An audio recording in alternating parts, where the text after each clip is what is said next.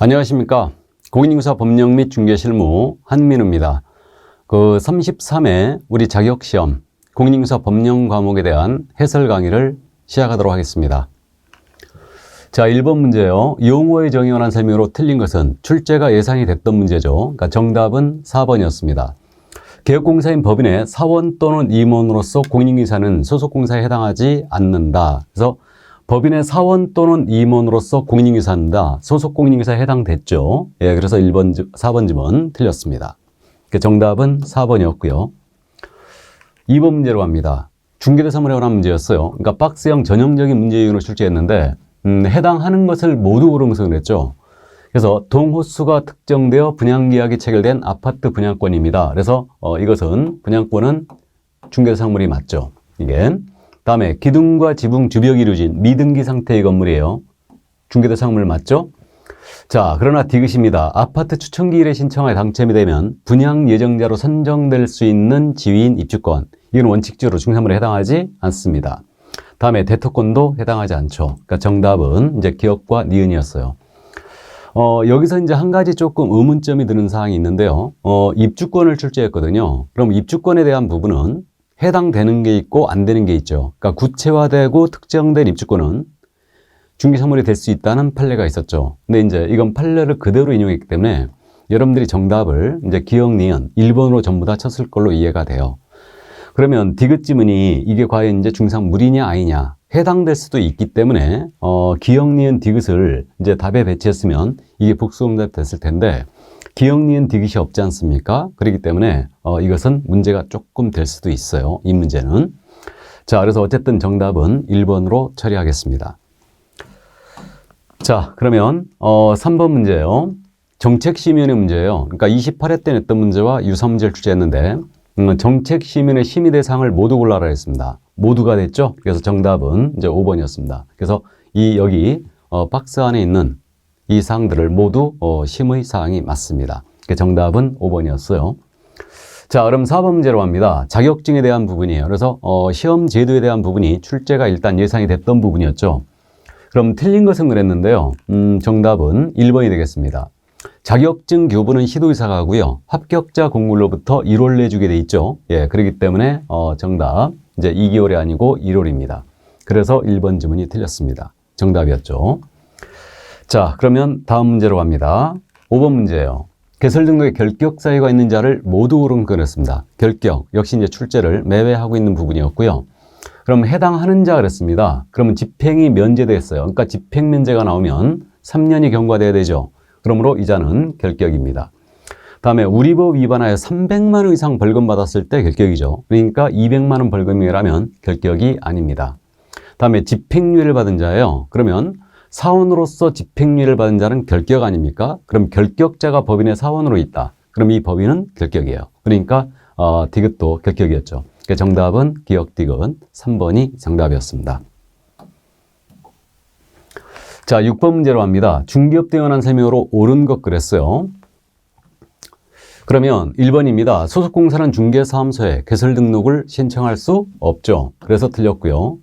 2번입니다. 법인인 기업공사여 중개업과 기업공사를 대상으로 한 중개업의 경영기법 경영정보 제공 업무 함께 할 수 있죠. 예, 그래서 틀렸고. 다음에 법인인 기업공사가 분사무소를 둡니다. 그러면 이때는 신고를 하면 되지 허가가 아니죠. 그래서 틀렸고요. 다음에 신고를 거쳐서 이동이용이한 임시중개소를 설치할 수 있다. 틀렸죠. 이런 신고 제도도 없을 뿐더러 나아가 임시점을 설치해서는 안 됩니다. 그래서 역시 틀렸고요. 자, 그럼 5번 지문이죠. 표시광고할 때 이렇게 중개보증을 한 사항을 명시해서는 안 된다. 맞았네요. 그래서 명시를 하면 100만 원 이하의 과태료죠. 그래서 정답은 5번이었습니다.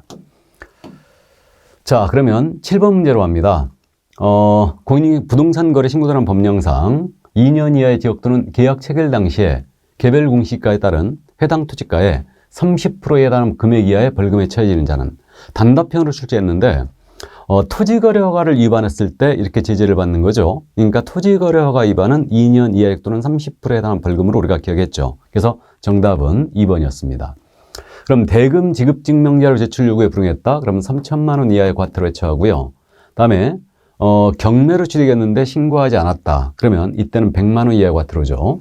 다음에 부동산 거래 신고를 하지 아니하게 한 자. 그러니까 신고를 못하게 했다. 그럼 이때는 500만 원 이하의 과태료고, 다음에 신고 의무자가 아닌 자가 거짓 신고했어요. 그러면 이때는 이때도 5% 이하의 과태료죠. 자, 그래서 정답은 2번 뿐이었습니다. 자, 나머지는 전부 다 과태료 부과 사유였죠. 이렇게 됩니다. 자, 이 정도 그러면 정답 2번이었고요. 그럼 8번 문제로 갑니다. 일반 중개약과 전속계약에 대한 설명으로 옳은 것은 물어봤는데, 지금 특정 계공을 정하여 중개 의뢰한다. 그럼 이건 전속계약 제도죠. 그래서 1번 지문 틀렸죠. 다음 2번 지문입니다. 일반 중개약을 체결했을 때는 정보 공개 의무가 없죠. 그래서 전속 시에 비공개 요청하지 않으면 이때는 정보망 또는 일간신문에 정보를 공개해야 되죠. 그러니까 일반 중개계약 아닙니다. 전속계약이었죠. 다음에 전속계약 시에 2주일 이상 업무 처리 사항을 문서로 통지하게 돼 있죠. 그래서 틀렸고요. 4번 지문은 전속계약서 사용하지 않았어요. 그러면 업무정지 사유에 해당하죠. 그러니까 해당하지 않는다. 틀렸고요. 자, 다음에 일반 중개계약서든 전속 중개계약서든 둘 다 서식에는 과다 수령했을 때는 차액을 환급하겠다는 손해배상 규정이 있죠. 그래서 정답은 5번이었습니다. 자, 그럼 9번 문제로 갑니다. 비구형 건축물에서 개업공사의 기본 확인 사항이 아닌 것. 그럼 지금 비주거용을 물었을 때는 반드시 비비를 기억하고 있어야 되죠. 그러니까 비주거용에는 비손해설 기재란이 없고요. 환경조건 기재란도 없어요. 그래서 기본이냐 세부냐, 지금 이걸 사실은 묻는 게 아니고 비주거용에 없는 거, 비손해시설이 없다는 걸 알고 있느냐, 이걸 물었어요. 그래서 정답은 3번이었습니다. 그러니까 비손해시설은 아예 기재란이 없습니다. 그래서 정답은 3번이었죠. 자, 그럼 10번 문제로 갑니다. 중개보수 제한에 관한 설명으로 옳은 것을 모두 공개했어요. 그러니까 중개보수 출제가 역시 예상이 됐던 부분이었죠. 그럼 옳은 거라고 하겠습니다. 그러면 판례 태도를 갖고 지금 물어봤는데, 이게 이제 작년에 나온 판례였죠. 작년 7월에 나온 판례였는데, 중개보수 제한 규정입니다. 이것은 공매부동산 취득의 알선에 대해서도 적용된다고 그랬죠. 이게 작년에 나온 판례였어요. 그러니까 판례를 그대로 물었죠. 그럼 같은 판례에서 디귿지문을 얘기했습니다. 그러니까 개업공사는 거래계약이 완료되지 않았을 경우에도 의뢰인과 보수에 상하는 보수에 약정할 수 있다는 거예요. 이게 그래도 그때는 보수 제한 규정이 적용이 된다라고 했죠. 그러니까 이 사건에서 같이 했던 얘기예요. 그래서 이제 공매부동산 취득에 알선은 중개보수 규정이 적용이 있고, 나아가서 거래가 완료되지 않았다 하더라도 보수 약정을 할 수 있고, 이때는 부수 규정을 초과할 수는 없다. 그래서 역시 디귿은 맞았어요. 기억은 틀렸는데, 그럼 니은 지문은 우리가 너무너무 잘 아는 겁니다. 그래서 한도를 초과한 보수 약정은 한도를 초과하는 범위에선 무효이다. 맞았죠? 예, 그래서 지금 옳은 것 그랬으니까 정답은 4번 니은 디귿이 되겠네요. 자, 그러면 이제 11번 문제로 갑니다. 괄호형 문제, 똑같은 유형의 문제가 출제된 적이 있었죠. 그러니까 큰 것부터 작은 것 순으로 옳게 나누는 것은, 그러면 첫 번째 질문이에요. 공제금으로 손해배상한 때에는 이거는 15일 내에 공제 다시 가입해야 된다. 자, 다음에 등록인장을 변경했거든요. 그럼 7일 내 변경록 들어가야 되고, 다음에 중개사무소 이전하게 되면 10일 내 이전 신고하게 돼 있죠. 예, 그래서 지금 기억, 디귿, 니은이죠. 그러니까 정답은 이제 1번이 됐습니다. 근데 이거는 지금 현재 괄호형 숫자를 맞추는 문제였거든요. 그러니까 이제 정답은 1번에 치는데 문제가 없는데, 첫 번째 지문이 조금 문제가 있죠. 그러니까 첫 번째 지문 자체가 문제가 있는데, 뭐 이거는 이의 신청을 받아주지 않을 것 같은데, 공제금으로 손해배상을 했다 하더라도 15일 내에 공제 다시 가입해야 된다 그랬죠. 그러니까 이 부분은 제가 의문이 있는 부분이에요. 공제금으로 손해배상을 했다 하더라도 15일 내에 다시 가입을 할 때 보증보험으로 들어갈 수도 있죠. 또 공탁을 할 수도 있어요. 그러니까 15일 내에 공제 다시 가입해야 된다라고 하기 때문에 지문 자체가 조금 무리가 있는 지문인데, 설문 자체가 지금 요거 숫자가 몇이냐 이걸 묻는 문제였기 때문에 일단은 정답은 1번 처리하는데 문제가 없습니다. 근데 첫 번째 지문 자체가 조금 무리가 있는 지문이었어요. 문제가 있는 지문이죠, 지금. 그래서 공제로 손해배상을 했다 하더라도 반드시 공제 다시 가입할 필요는 없죠. 변경할 수도 있으니까요. 그래서 어쨌든 첫 번째 지문은 조금 문제가 있는 지문입니다. 이거는. 자, 그러면 12번 문제예요. 거래계약서의 작성에 관한 설명으로 옳은 것 그랬습니다. 거래계약서 역시 출제가 예상됐던 부분이죠. 그럼 1번 지문이거든요. 거래계약서는 표준서식이 정해진 바가 없죠. 그러니까 이것을 사용하지 않았다 하더라도 이런 자격 취소는 말이 안 되는 소리죠. 틀렸고요. 다음에 거래계약서 필수기사항 꼭 암기하고 있었어야 되죠. 그러니까 설명서 교부일자 들어가느냐, 아주 잘 내는 지문이었죠. 그러니까 2번 정답이었습니다. 자, 그 다음에 이제 하나의 거래계약에 둘 이상의 계약서를 썼다. 그럼 이중계약서죠. 이때는 시도의사 일단 틀렸고요. 업무정지를 명하더라도 이거는 등록관청이 명해야 되죠. 그러니까 3개월의 범위 안에서 업무정지를 명해야 한다라고 했는데, 자, 많이 틀렸습니다. 일단 시도의사 틀렸고요. 이중계약서를 작성하게 되면 이때는 임의적 등록 취소 아닙니까? 그럼 임취 사유는 모두가 업무정지 사유이기도 해요. 그럼 업무정지를 명할 수 있다죠. 해야 한다 일단 아니고요. 그 다음에 업무정지를 명하더라도 3개월의 범위 안에서가 아니죠. 6개월의 범위 안에서 업무정지를 명할 수 있다죠. 그래서 3번 질문 역시 틀렸고요. 자, 4번입니다. 개업공사는 거래계약서에 반드시 서명 및 날인을 해줘야 되죠. 그래 틀렸고, 5번 질문입니다. 전자거래 기본법에 따라 공인인증센터에 보관됐다. 그럼 별도의 보관 의무가 없죠? 예, 그래서 3년간 보존해야 된다. 역시 틀렸습니다. 보존하더라도 5년이죠. 정답은 2번이었습니다. 자, 그럼 13번 문제로 갑니다. 개설 등록을 취소해야 되는 사유, 필요적 등록 사유, 아주 출제 빈도가 잦은 부분이죠. 그래서 명시되지 않은 것 그랬는데 정답은 4번이었습니다. 임시 중개점을 설치했습니다. 그러면 등록을 취소할 수 있다. 임의적 등록 취소이죠. 예, 그래서 4번 정답이었습니다. 나머지는 모두 이제 필요적 등록 취소 사유가 맞죠. 자, 그럼 14번 문제로 갑니다. 지정을 취소할 수 있는 사유에 해당하는 것을 모두 고르성을 했어요. 지정 취소 사유 또 출제했죠. 그래서 지금 지정 취소 사유는 31회 때도 출제한 바가 있었는데 역시 또 31회 때와 유사 문제를 출제했습니다. 모두였죠. 예, 그래서 정답은 5번이 되겠습니다. 자, 그럼 15번 문제로 갈까요? 3년 이하의 적도는 3천만 원의 벌금에 처하는 사유에 해당하는 것이 아닌 것. 역시 형벌 이제 출제가 예상이 됐던 부분이었고요. 그럼 정답은 이제 2번이었죠. 보수 초과는 1년 이하의 지역 또는 1,000만 원의 벌금 사유였죠. 그래서 정답은 2번이었습니다. 그럼 16번 문제로 가죠. 협회 공제사업에 대한 문제예요. 역시 이제 출제가 예상이 됐던 부분이었고요. 틀린 것은 그랬습니다. 그러면 정답은 지금 2번이 되겠네요. 책임 준비금의 적립 비율 우리가 암기하고 있는데 100분의 10 이상으로 적립하게 돼 있죠. 그래서 100분의 20이 아니고 100분의 10 이상으로 적립해야 된다. 정답은 2번이었습니다. 자, 그럼 17번 문제로 가죠. 중개 보수 등에 관한 설명으로 옳은 것은 그랬습니다. 그럼 1번 지문이에요. 개업공사의 과실로 인하여 의뢰인 간의 거래행위가 취소가 됐다. 그럼 개업공사의 과실로 취소가 됐잖아요. 그러면 소정의 보수를 받을 수 없죠. 예, 그래서 1번 지문 틀렸고 2번입니다. 권리관계 확인에 소요된 실비예요. 이전 의뢰인에게 실비를 받을 수 있죠. 그래서 틀렸고 3번 지문이에요. 권리를 실고 대한 의뢰인에게 계약금 등의 반환채무 이행 보장에 소요된 실비 받을 수 있죠. 예, 그래서 틀렸고요. 4번 지문은 약정이 없다면 대금 지급이 완료된 날로 하죠. 예, 그래서 정답은 4번이 되겠습니다. 다음 5번 지문, 주택 외의 중개사물에 대한 중개보수는 국토교통부령으로 정하는 것이지 시도조례가 아니죠. 예, 그래서 역시 5번 지문도 틀렸어요. 정답은 4번이었습니다. 자, 그럼 18번 문제로 가죠. 행정제재처분 효과의 승계, 역시 출제를 또 했습니다. 그러니까 31회, 32회 때 연타석 출제했었는데 아주 어려운 문제 출제했는데 역시 여러분들이 조금 어려워하는 부분이었습니다. 그러면 옳은 것을 모두 고르는 그랬거든요. 그럼 기억 지문이에요. 폐업 신고제란 업무정지 처분의 효과입니다. 그러면 효과가 되게 되면 처분일 체크해야 되고요. 1년간 재등록 개호한테 승계하죠.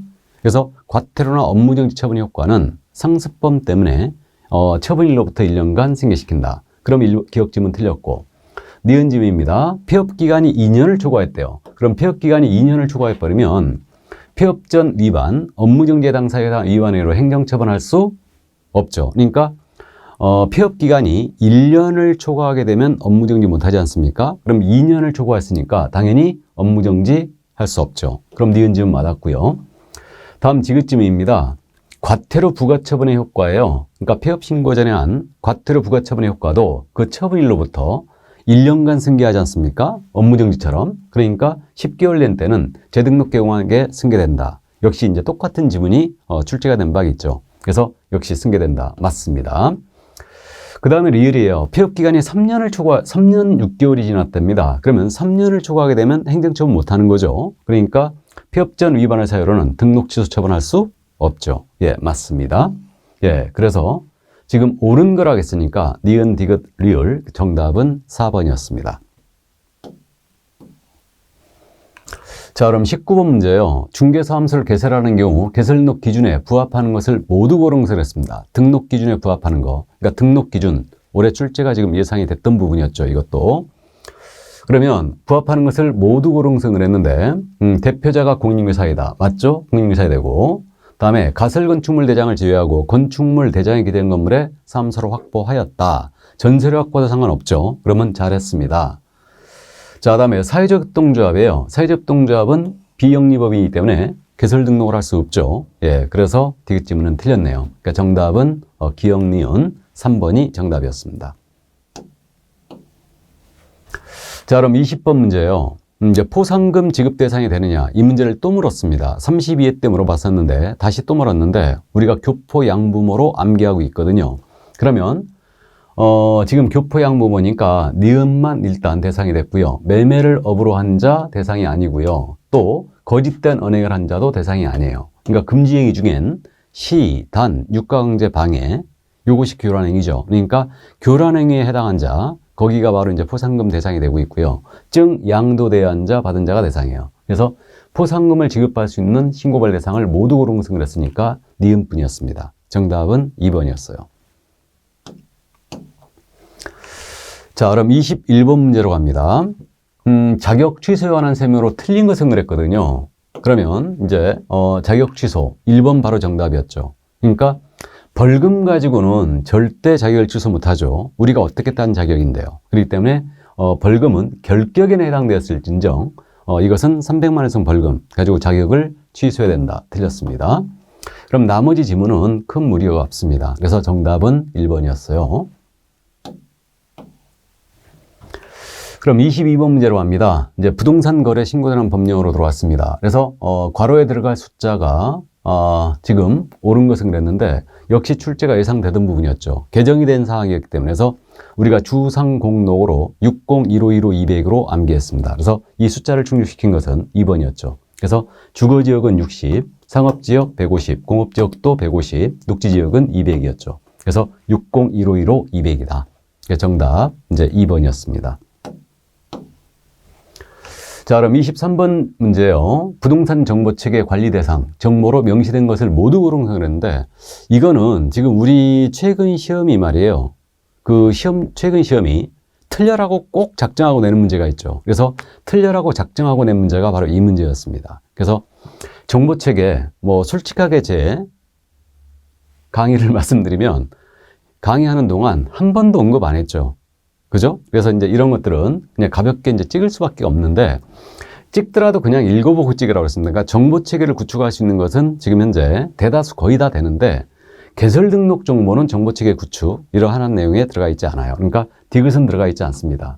그러나 부동산 거래 관련 정보라든가 거민 정보라든가 토지 거래 허가 정보 이런 것들은 기본적으로 들어가죠. 그렇기 때문에 정답은 3번이었습니다. 기역, 니은, 리을이 정답이었어요. 자, 그럼 24번 문제로 갑니다. 외국인 특례에 관한 문제예요. 그러면 옳은 것 그랬는데 1번 질문입니다. 생태연관 보존지역은 허가사항 지역이죠. 그럼 허가를 받지 않으면 계약은 무효죠. 그렇기 때문에 틀렸고 건물의 신축이 나왔습니다. 그럼 이때는 신축은 신고사항이지 허가사항이 아니에요. 그래서 취득한 날로부터 6개월 내에 취득신고하면 됩니다. 그래서 틀렸고 문화재보호법에 의한 문화재보호구역이에요. 여기는 만약에 허가구역 내에 있다. 토지거래 허가구역 내에 있다면 이때는 둘 중에 하나만 받으면 돼요. 모두 받아야 된다. 틀렸죠. 그러니까 토지거래 허가를 받으면 외국인 취득허가를 받지 않습니다. 또 거꾸로 외국인 취득허가를 받아버리면 토지거래 허가를 받지 않습니다. 그러니까 모두 받아야 된다는 틀렸어요.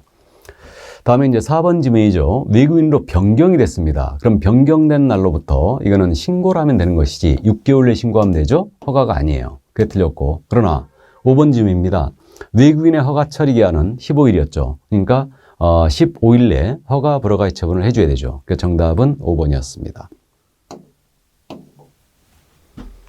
그럼 25번 문제로 갑니다. 이행강지금 역시 매회 출제하는 부분이었는데 괄호수형으로 물어봤죠. 그래서 이행명령에 대한 부분은 3개월이었습니다. 그죠? 그 다음에 여기에 불응하게 되면 이행강지금이 최고 10%였죠. 그러니까 10%에 해당하는 금액에 이행강지금을 부과한다 그랬는데 이것은 방치를 했다고 했지 않습니까?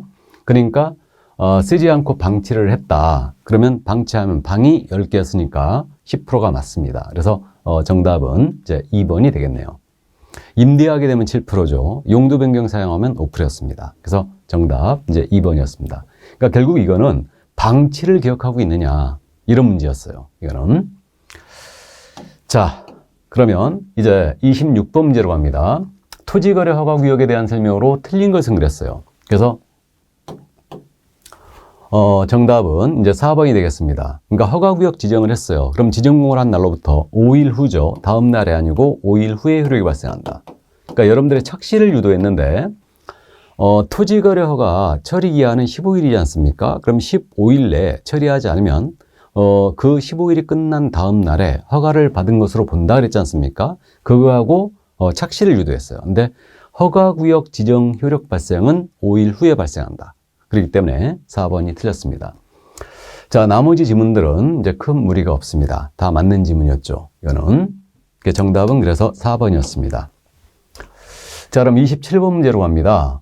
외국인 특례 문제가 이제 또 출제가 됐는데 외국인의 정의 아주 잘 내는 부분이었죠. 그래서 역시 이제 모두. 그래서 국제연합 전문기구, 국적을 보유하고 있잖아요. 외국인, 그다음에 개인, 그다음에 외국의 법에 따라 설립된 법인, 비정부간 국제기구, 외국 정부, 전부 다 외국인 등에 포함됩니다. 그러니까 모두였어요. 그러니까 정답이 5번이었죠. 그래서 이제 모두가 나오는 경우가 이번 지금 박스형 19개 중에 무려 이제 2문제가 출제가 됐죠. 32회 때는 모두가 나온 경우가 3문제가 있었어요. 이게. 자, 그러면 28번 문제로 갑니다. 토지거래 허가등에 관한 설명으로 옳은 것은 모두 몇 개인가 그랬어요. 옳은 것. 자, 그래서 농지에 대해 토지거래에 허가를 받았다. 아주 잘 내는 지문이죠. 그때 농지법에 따른 농지취득 자격증명을 받은 것으로 보는 거지 농지 전용 허가를 받은 것으로 본다가 아니죠. 그래 틀렸고. 다음에 국세체납처분입니다. 그럼 이게 바로 압류부동산 공매라고 이해하시면 되는 거죠. 그러니까 국세체납처분은 이거는 이제 경매와 실질이 똑같기 때문에 이거 허가 규정을 적용하지 않습니다. 그래서 틀렸어요. 다음에 이행강제금, 이거 이용의무 기간이 지났습니다. 그러면 이용의무 기간이 지난 후에는 이행강제금을 부과할 수 없죠. 예, 그래서 틀렸고요. 그 다음에 토지의 소유권자로부터 이용의무에 관한 의무, 그 토지에 관한 소유권 변동과 동시에 그 승계인에게 이전되죠. 그러니까 권리의무 승계 규정이 있죠. 그래서 맞습니다. 이게. 그러니까 지금 옳은 것은 한 개뿐이죠. 예, 그래서 2번이 정답이었습니다. 이거는. 29번으로 갑니다. 부동산 실명법. 그래서 이제 실명법을 지금 계속 냈기 때문에 올해는 일단 쉴 걸로 예상을 했는데 어쨌든 그래서 출제가 됐습니다. 그래서 기본적으로 실무적인 차원의 문제를 출제했죠. 이게 진정한 실무 문제죠. 이거는. 그래서 올해 출제 순서가 지금 계약 묘의 신탁이었는데 그걸 내지 않고 그냥 일반적으로 실무 관련 내용을 낸 거예요. 옳은 것을 모두 그랬는데 부동산의 위치와 면적을 특정했습니다. 2인 이상의 구분 소유하기로 약정을 하고 그 구분 소유자를 공유로 등기했다. 이게 상호명의 시탁이죠. 그럼 그 등기는 유효죠. 그래 틀렸고. 2번 질문입니다. 배우자 명의로 부동산 물건을 등기했어요. 조세포탈 등의 목적이 없다면 특례가 적용되는 거죠. 그러니까 그 등기는 유효하게 됩니다. 그럼 맞았고요. 다음에 이제 명의신탁자가 계약 당사자가 되는 3자 간 등기 명의신탁이에요.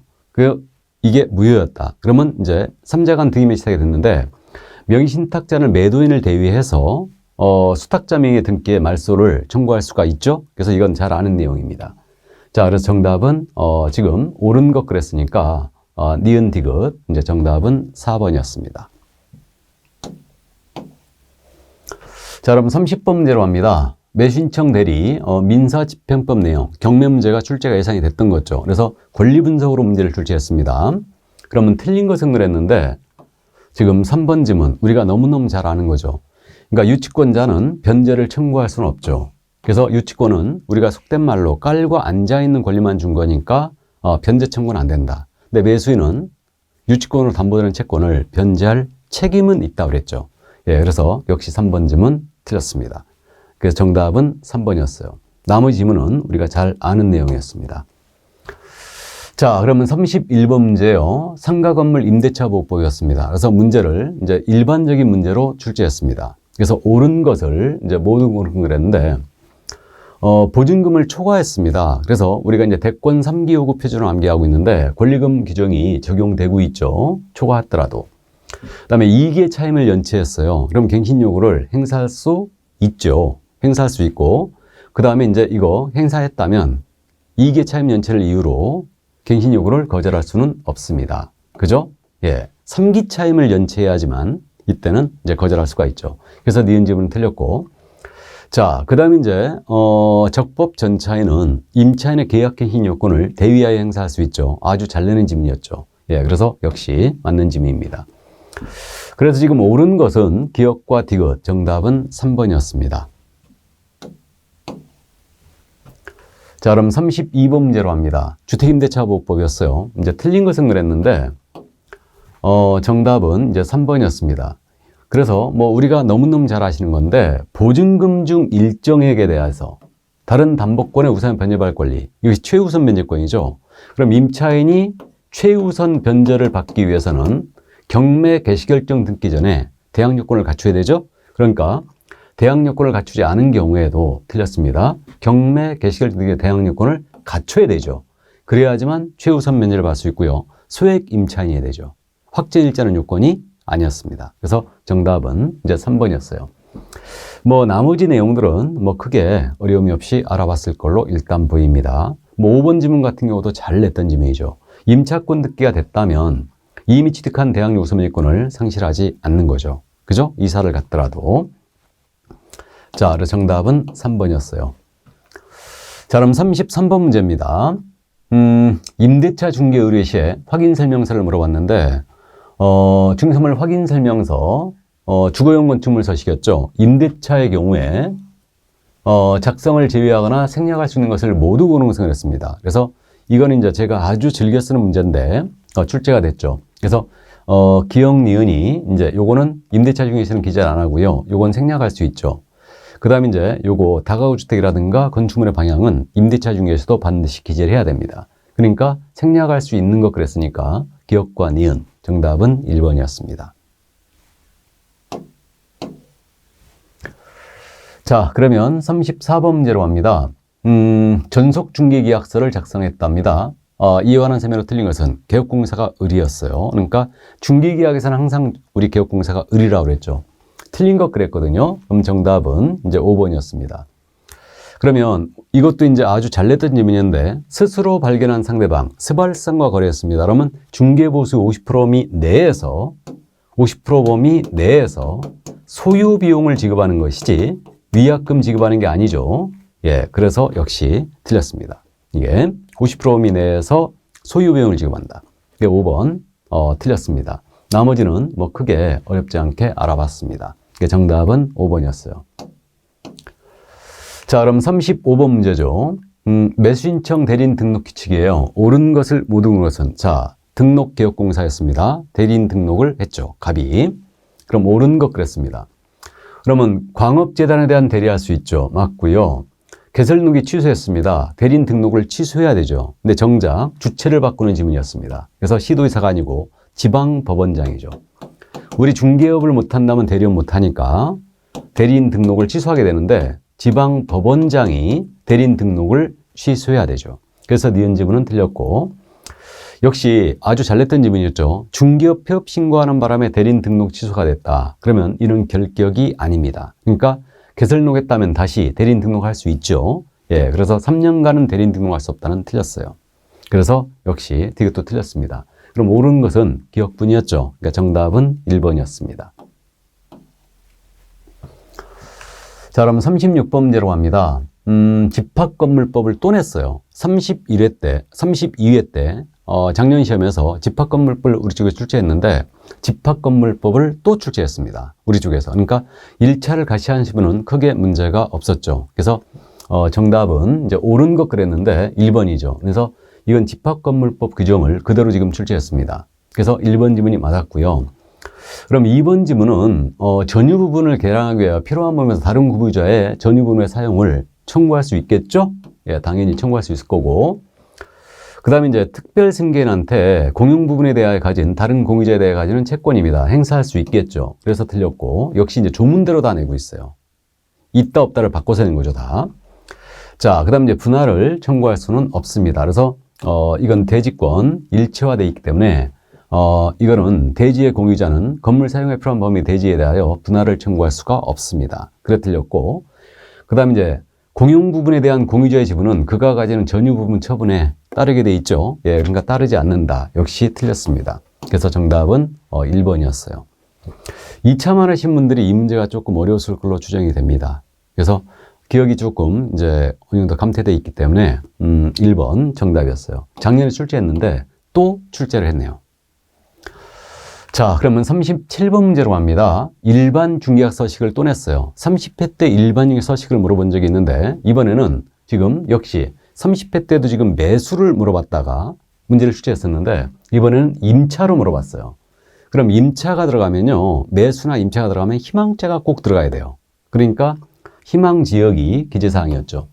그래서 4번 정답이 됐고요. 나머지는 전부 다 이제 매도나 임대를 의뢰받았을 때 기재하는 사항이에요. 그래서 정답 이제 희망지역이었습니다. 희망 물건의 종류, 희망 가격, 희망 지역, 희망 조건을 기재하게 돼 있죠. 그래서 정답은 4번이었어요. 자, 그럼 38번 문제입니다. 중개보수 역시 계산 문제를 내지 않고요. 이런 식으로 역시 이제 또 풀어서 쓰는 이런 문제 유형을 보이겠네요. 31회 때도 이런 유형의 문제를 출제한 적이 있는데 역시 또 출제가 됐습니다. 그래서 이제 80제곱미터의 오피스텔이었죠. 이게 그래서 을소유 오피스텔에 대한 매매였습니다. 이게 매매였어요.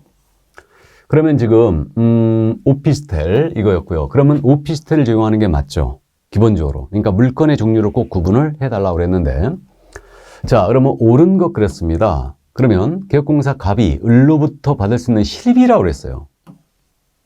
그러면 주택에 대한 중개보수와 실비는 국토부령이 정하는 범위 내에서 시도 조례로 가는 거죠. 그러니까 사무소가 A시에 있으니까 A시에 사무소가 속한 시도 조례에서 정한 기준에 따른다. 그죠? 예, 맞습니다. 그럼 니은이에요. 갑이 병으로부터 받을 수 있는 중개보수의 상한요율은 거래금액의 1000분의 5이다. 그러면 이게 상한요율에 대한 부분은 오피스텔을 이용하니까 매매였지 않습니까? 그러니까 1000분의 5가 맞죠. 예. 다음 디귿입니다. 갑은 을과 병으로부터 각각 중개보수를 받을 수 있다. 그죠? 각각 받을 수 있죠. 당연히. 자, 다음에 이제 리을이죠. 주택의 중개에 대한 보수 및 실비, 주택에 대한 중개보수 및 실비 규정을 적용한다. 틀렸죠. 주택을 적용하는 게 아니고 오피스텔에 대한 중개보수를 적용해야 되죠.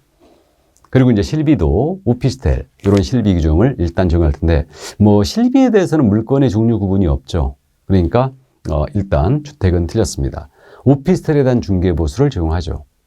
예, 그래서 역시 리을도 리을이 틀렸어요. 그럼 지금 옳은 걸 하겠으니까 정답은 기역, 니은, 디귿 4번이 정답이었습니다. 자, 그럼 39번 문제요. 부동산 거래계약 신고서 작성 요령입니다. 역시 출제가 예상이 됐던 부분이었죠. 틀린 것은 그랬는데 이제 정답은 5번이었습니다. 연습을 많이 했던 부분인데 나머지 그냥 그대로 연습 많이 했던 지문들이 출제가 됐고요.